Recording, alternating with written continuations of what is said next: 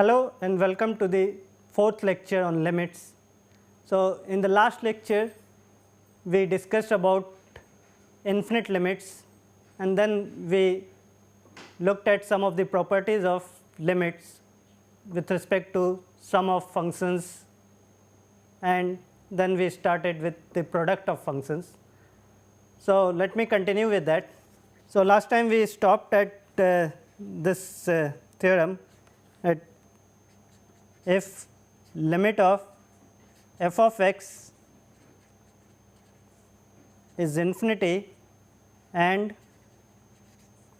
limit of g of x is L, then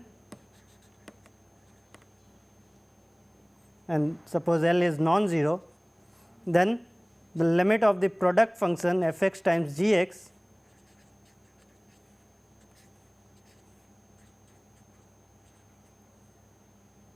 this is equal to infinity if L is positive and this is negative infinity if L is negative. So, let me prove this for the case of L positive. So, assume L is positive, then what we have to show is that, so let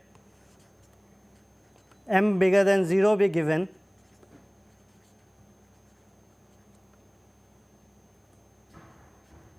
we need to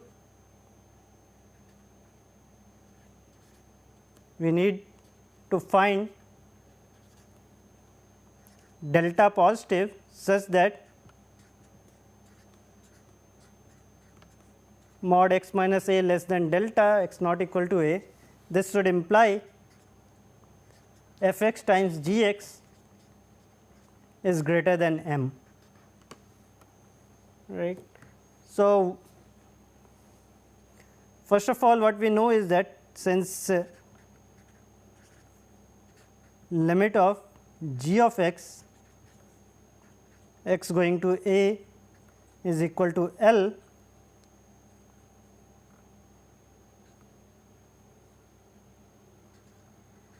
by taking and L is positive. So, by taking epsilon equal to say L by 2, which is also positive, we can find a delta, let me write delta 1 positive such that mod x minus a less than delta 1 greater than 0. This implies g of x minus L in absolute value is less than epsilon, which is equal to L by 2, which implies g of x is greater than L by 2. G of x is in this case between L by 2 and 3 L by 2, but we need only this g of x greater than L by 2. So,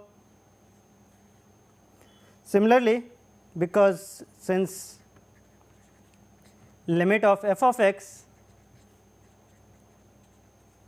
is equal to infinity, there exists delta 2 positive such that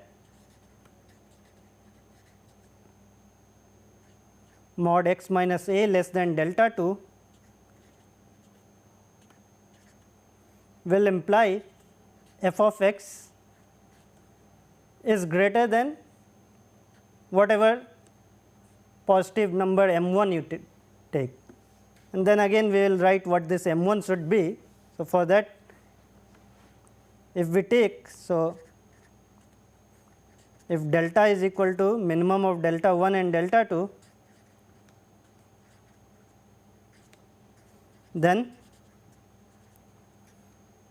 mod x minus a less than delta and greater than 0, this will imply that f x times g of x is greater than m 1 times L by 2, and what we want is that this should be greater than m. So, we choose m 1 times L by 2 equal to m, which means that m 1 should be equal to twice m by L.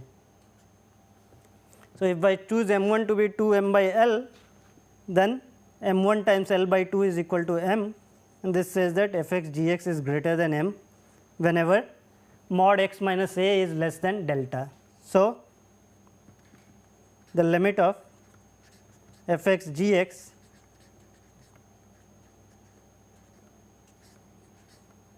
is equal to infinity.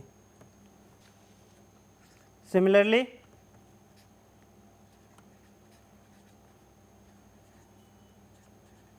we can prove for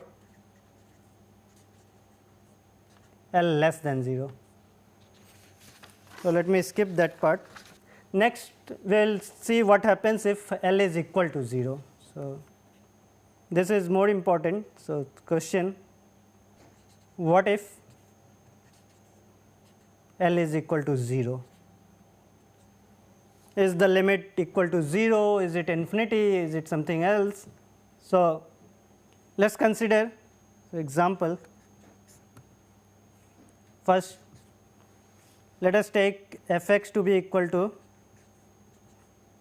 1 by x square, x not equal to 0, and g of x is equal to say x square. So, in this case, so here limit of f of x at 0 is infinity, limit of g of x is equal to 0. Also, if we multiply f x and g x, this is equal to 1 for all x not equal to 0. So, therefore, the limit of f x g x is equal to 1 in this case. So, here we see an example where the limit of f x is infinity, limit of g x is 0, and limit of the product is 1. Now, if we change this 1 by x square to, so if we change, let me write,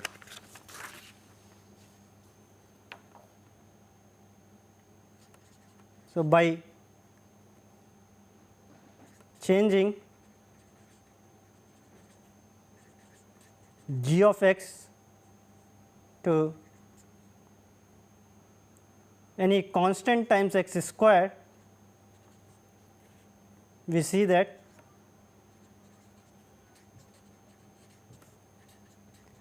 f x times g of x is then equal to c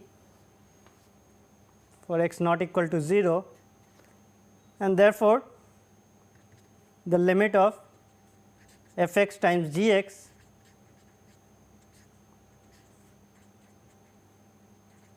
is equal to the constant c. So, we see that for the product, if one is going to infinity and the other one is going to 0, the limit can be made to be any real number that we want. Again, let us see if we can make it to be infinity. Can we make it? Next example, we take again f x to be equal to 1 by x square, and g of x to be equal to x.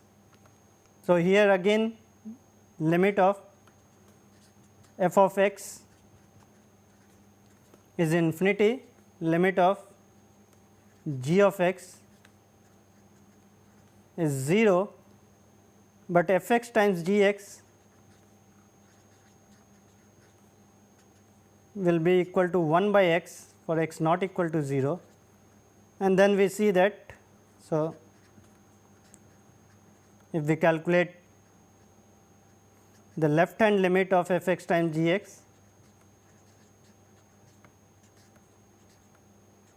this is equal to negative infinity, and right hand limit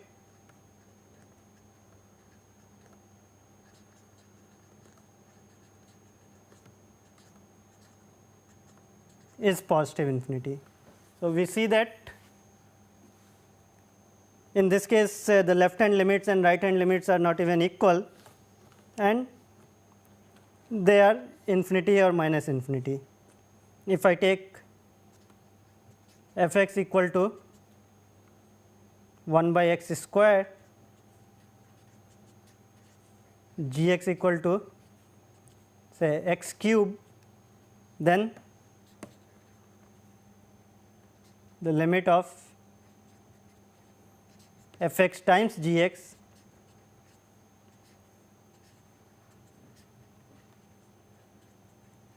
f x is 1 by x square, g x is x cube. So, the product is x,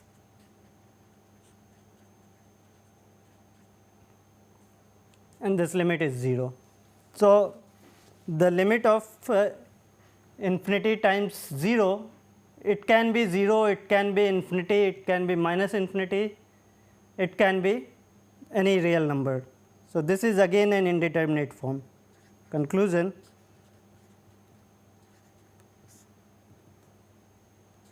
infinity times 0 is also an indeterminate form, and the limit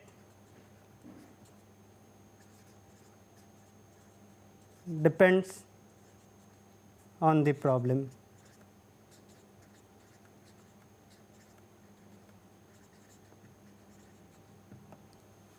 Right. So, you should never make the mistake of writing the limit to be equal to 0 just because the limit of one function is 0. Right. You have to see whether the other limit is finite or not. Another thing is if the limit of both f x and g x are infinite, then we can say what the limit of the product is. So, if limit of f of x is infinity and limit of g of x is also infinity, then limit of the product is infinity, and the other one is if one of the limit is infinity and the other is negative infinity, if limit of f of x is infinity and limit of g of x is negative infinity, then limit of f x times g x is negative infinity, and you can have both the limits to be negative infinity.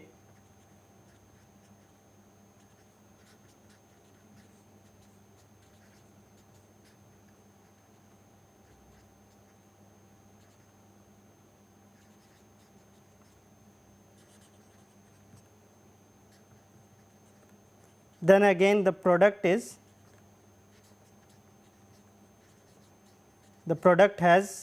limit to be equal to positive infinity.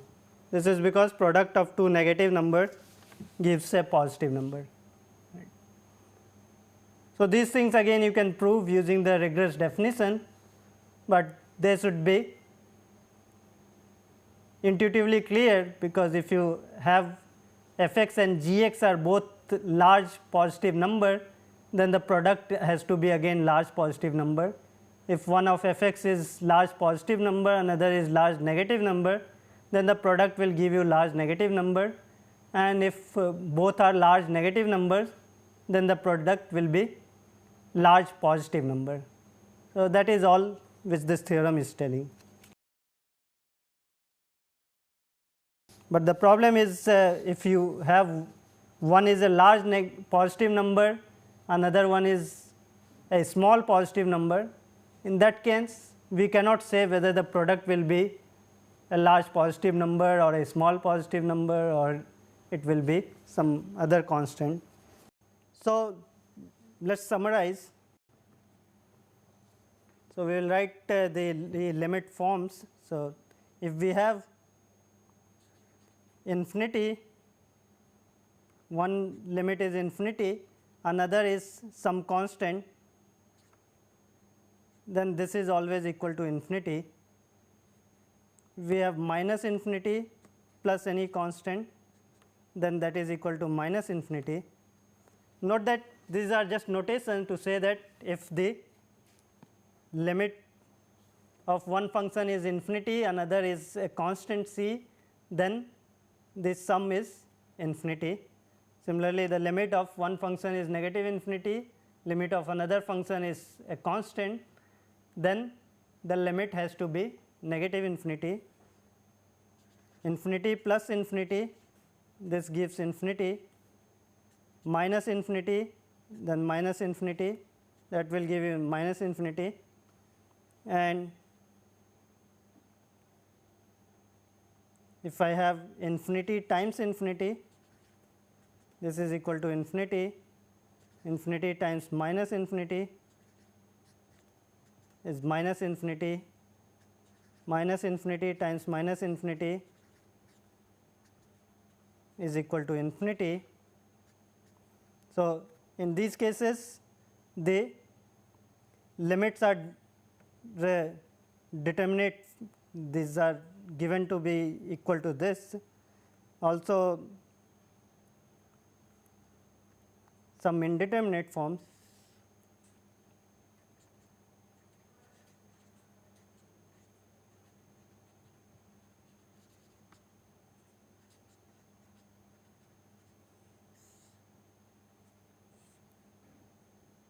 We have seen that infinity minus infinity, this we cannot say what it is. Similarly, 0 times infinity, this is an indeterminate form. Also 0 by 0, this we have seen previously, that if the numerator and denominator the limits are both 0, then the limit of the quotient, this depends from problem to problem. It can be a real number or it can be 0 or it can be infinity. Infinity by infinity, that is again an indeterminate form, and later we will see some more indeterminate forms. So, let me give one example of where the limit is infinity for trigonometric functions. I am sure you have seen trigonometric functions. So, one example is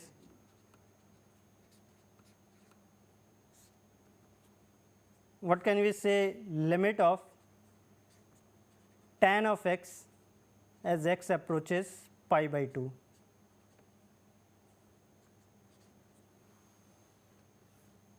So, what we know is that we know that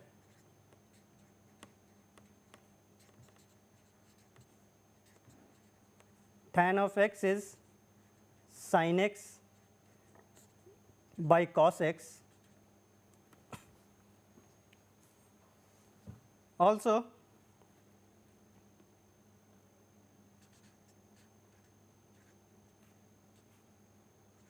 sine of pi by 2 is equal to 1 and cos of pi by 2 is equal to 0. So, tan pi by 2 is undefined. So, tan of pi by 2 is not defined, but tan of x is defined in a small interval containing pi by 2, and so if we see this, another thing we know is that also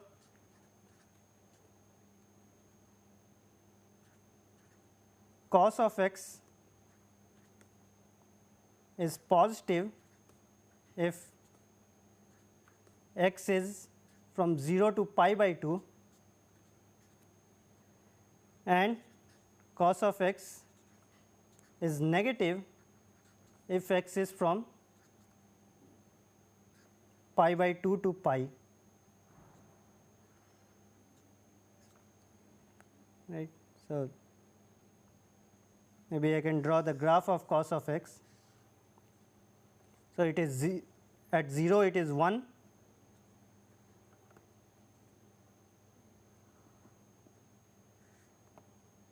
so cos of x, the graph looks like this. You have 0, pi by 2, and then this is pi. So, cos of x, cos of pi by 2 is 0, and it is positive when you are in the interval from 0 to pi by 2. It is negative when you are from pi by 2 to pi. In fact, till 3 pi by 2 it is negative. So therefore, the limit of 1 by cos x as x goes to pi by 2 from the left hand limit of 1 by cos x, this will be equal to positive infinity, and the right hand limit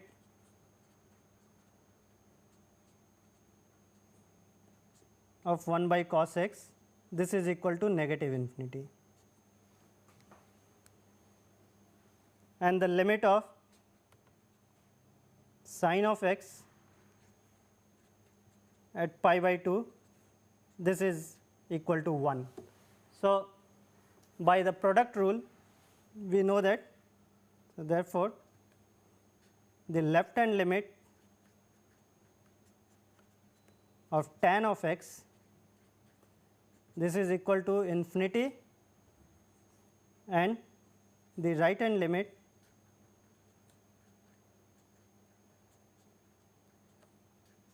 of tan of x is equal to negative infinity.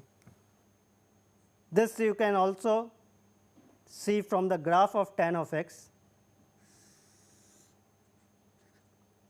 which is not defined at this pi by 2, and from 0 as you go to pi by 2 it goes to infinity, then again it is 0 at pi, and this side it goes like this.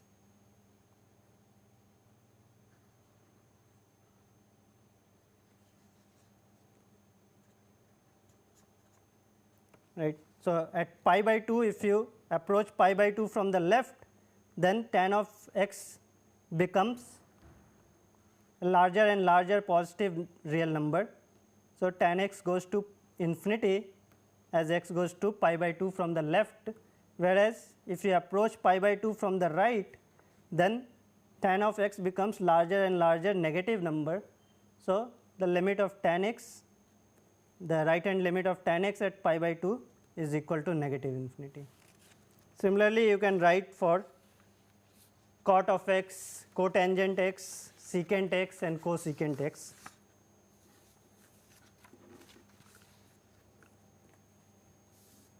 Okay, so the next thing I will talk about is what do we mean by limit at infinity. So, limits at infinity and minus infinity.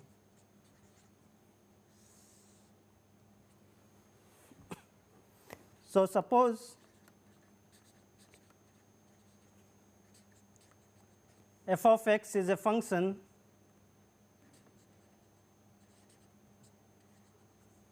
which is defined for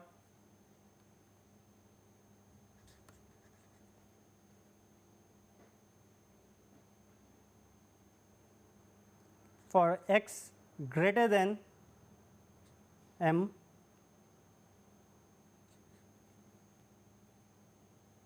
for some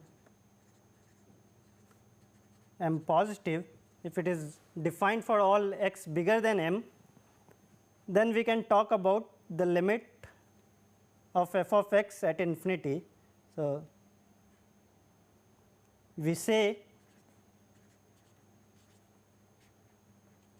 limit of f of x as x approaches infinity, this is equal to L if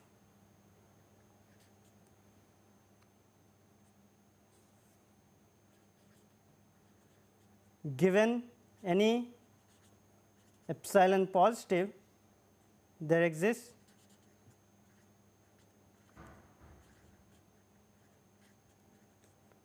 a positive constant, there exists a k positive such that mod of f x minus L, this is less than epsilon whenever x is bigger than k. Right. So, limit at infinity just means that this is limit at x equal to infinity is a number L if you can make f of x to be arbitrarily close to L whenever x is very large. Right. So, here L is a real number.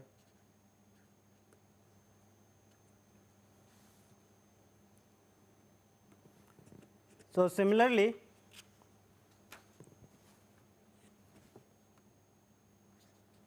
we say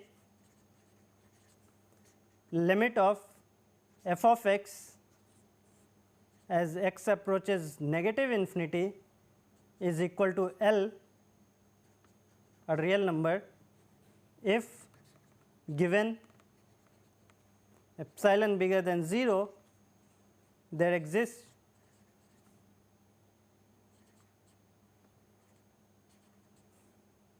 some negative number n such that x less than n implies f of x minus L in absolute value is less than epsilon. Right. So, the picture looks like this.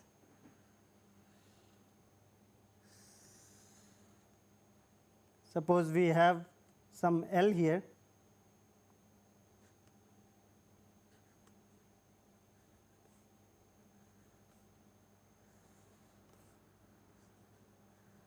this is our y equal to L, and then if I choose any epsilon and then if I take L minus epsilon to L plus epsilon,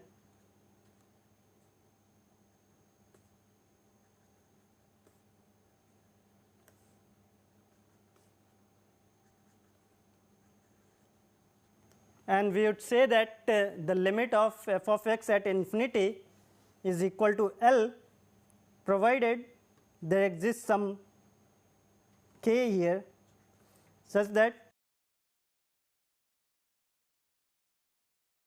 whenever x is bigger than k, f of x should be between L minus epsilon to L plus epsilon. So, this is k and the function, it can be something like this.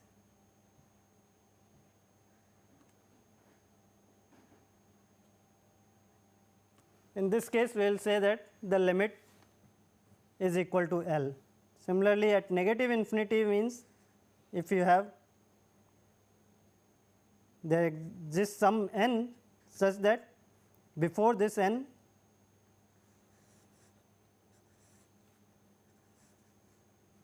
the function has to approach this L as right. So, given any epsilon you can choose this n such that the value of the function can be anything here in between. So, this is what it means. Now, let us see by some examples. So, one is simply if we take f x equal to x, and what is limit of f of x? And limit of f of x as x goes to infinity.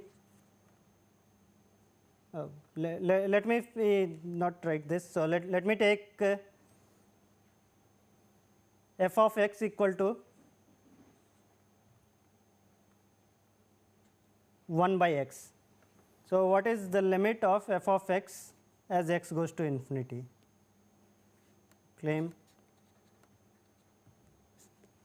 So, what happens if you take f x equal to 1 by x,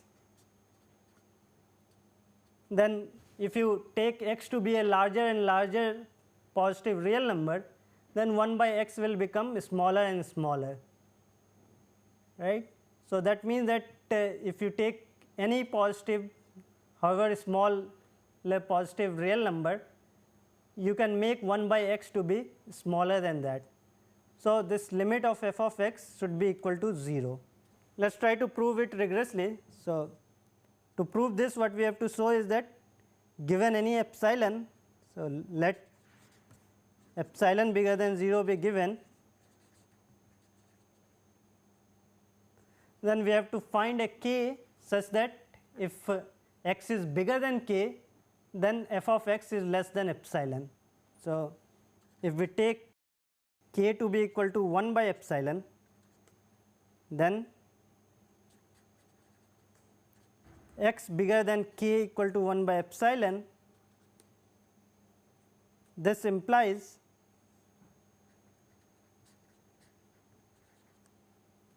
that f x, which is 1 by x, has to be less than epsilon, that is mod of f x minus 0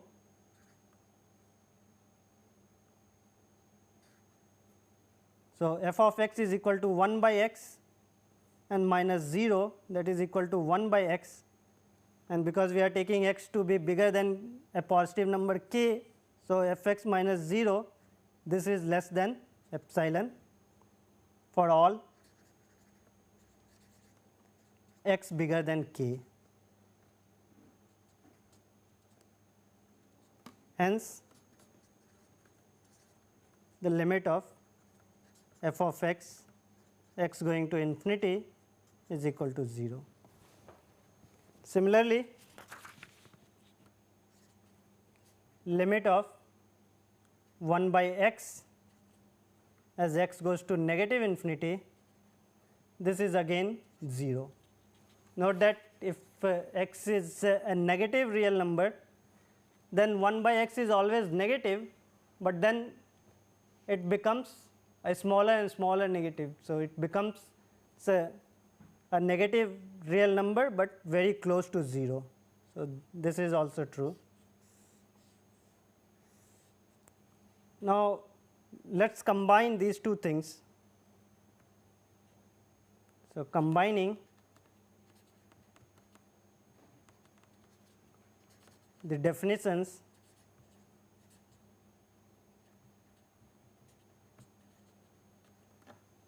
so we have seen one is the definition of limit being infinity, and another one is the limit at infinity.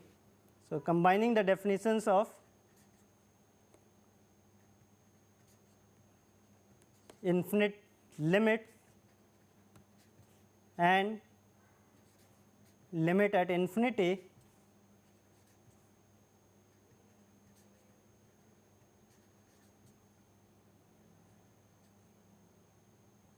we can define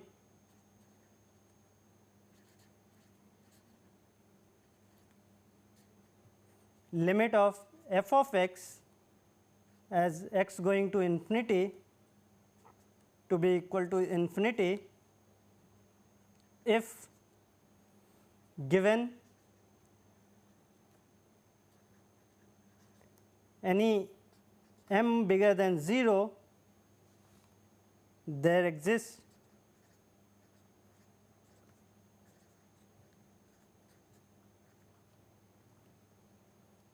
some k bigger than 0 such that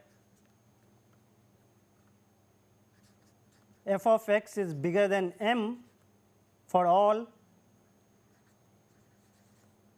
x bigger than k, right.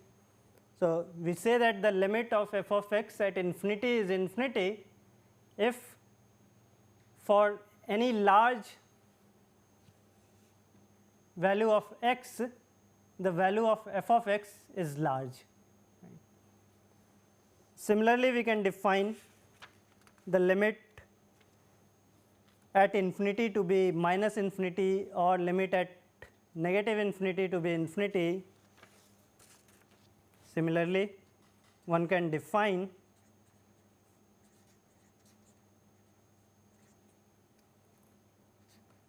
limit f x x going to infinity equal to minus infinity and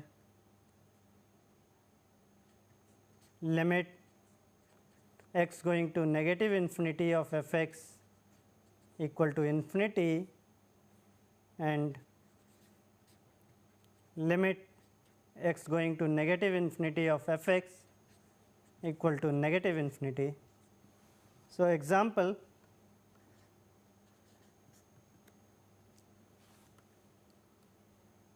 if we take f of x equal to x and limit of f of x as x goes to infinity, this is equal to infinity, limit of f of x as x goes to negative infinity, this is equal to negative infinity, right, because we have f x equal to x. So, if x is large positive number, then f x is also a large positive number, and if x is a large negative number, then f of x is large negative number. If we take g of x equal to x square, then here the limit of g of x as x approaches infinity, this is equal to infinity, and this is also the limit of g of x as x approaches negative infinity. But let us see some limit at infinity that does not exist. So, question, limit of say sine of x as x approaches infinity equal to what? So, recall that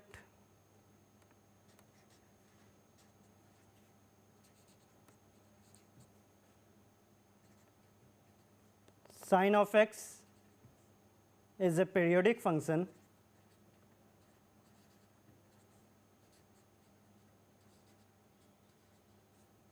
and sine of any m pi,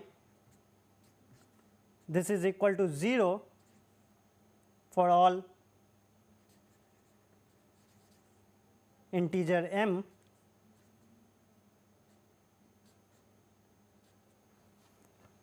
and sine of, if we take any 2m pi plus pi by 2, then this is equal to 1 again for all integer m. So, now if we see here what happens if sine of x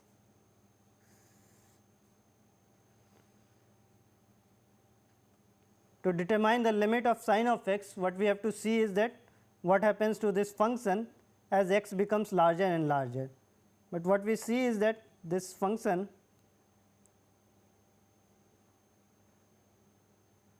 you have x equal to 0, pi and then 2 pi, and then this keeps repeating, right. So, no matter how large x you take, sine of x keeps oscillating between negative 1 and 1. This is 1, this is minus 1. So, in this case, since sine of x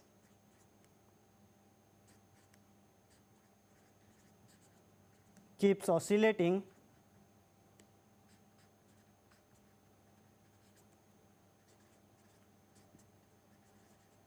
between negative 1 and 1,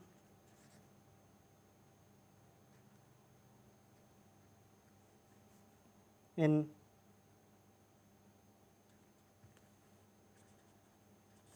any interval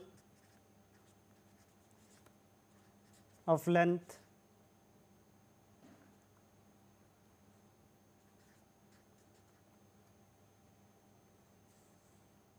two pi, we see that the limit of sine of x as x approaching infinity, this does not exist.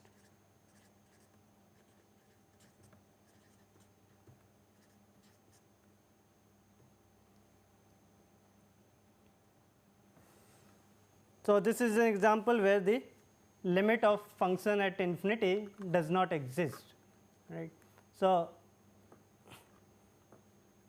here no matter what value of L you take, you cannot make the function to be between L minus epsilon to L plus epsilon by choosing x to be large, because you know that the function will take all the values between negative 1 and 1.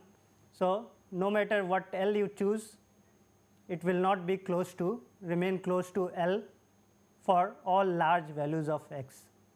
So, that is why the limit of sine of x does not exist. Similarly, the limit of cos of x as x approaches infinity, that also does not exist. Similarly, limit cos of x, x approaching infinity, does not exist.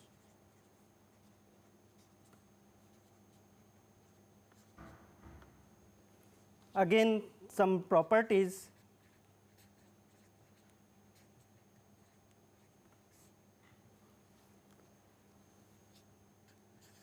So, suppose limit of f of x as x approaches infinity is equal to L1, and limit of g of x, x approaches infinity equal to L2, where L1 and L2 are real numbers, then limit of f x plus g x at infinity is equal to L1 plus L2. So, this is just the sum rule for the limit at a point A.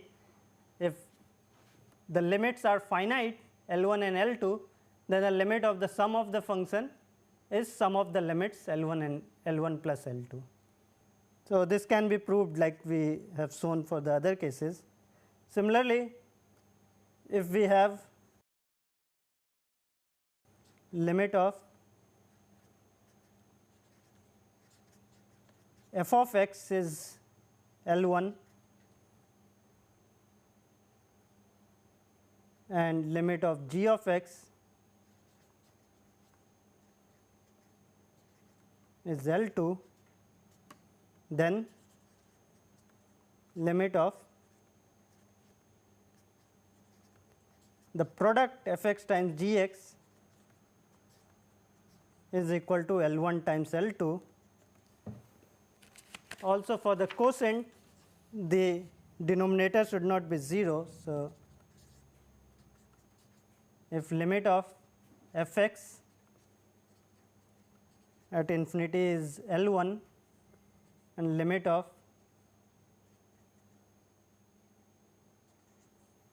g of x is equal to L2, where L1 is any real number and L2 is a non-zero real number. L2 is in R, L2 not equal to 0, then the limit of f x by g x is equal to L1 by L2. Right. So, here L1 can be 0, but L2 has to be non-zero for this conclusion. Now, if the limit L2 is 0, then we get indeterminate form. So, for example, let me do one example. So, f x equal to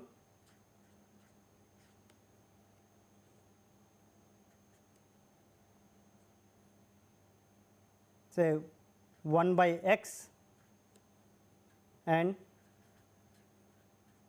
g x equal to 1 by x square. So, here limit of x going to infinity of f x is 0, limit of g of x at infinity, that is also 0. What about limit of f x by g x? F x by g x is equal to 1 by x divided by 1 by x square. So, this is equal to x, and therefore, limit of f x by g x as x approaches infinity, this is equal to infinity. But if I look at g x by f x, and this is equal to 1 by x for any x not equal to 0. Therefore, the limit of g x by f x, this is equal to 0, and by taking f x equal to say a constant divided by x and g x equal to 1 by x, we see that we have limit of f of x as x approaches infinity is equal to 0, which is also the limit of g of x as x approaches infinity, and the limit of f x by g of x. You see that f x by g of x in this case is the constant c. So, the limit is equal to c,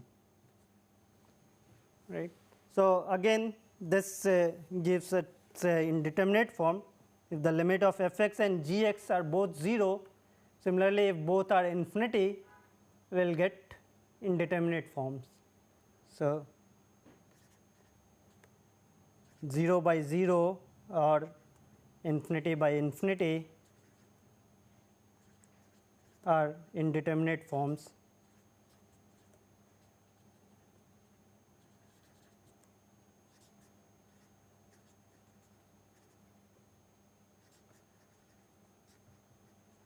For limits at infinity as well. Similarly, if we have limit of f of x is infinity and limit of g of x is negative infinity, then we cannot say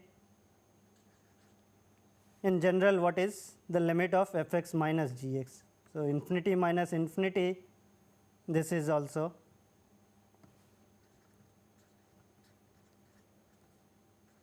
an indeterminate form.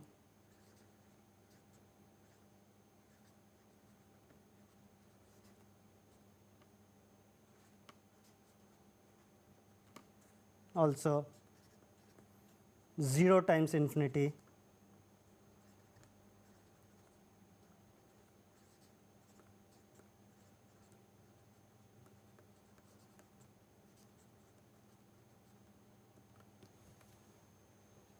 Okay, so what we have discussed is we have discussed so far limits at a point, left hand and right hand limits. We have seen what it means for limit to be a real number L.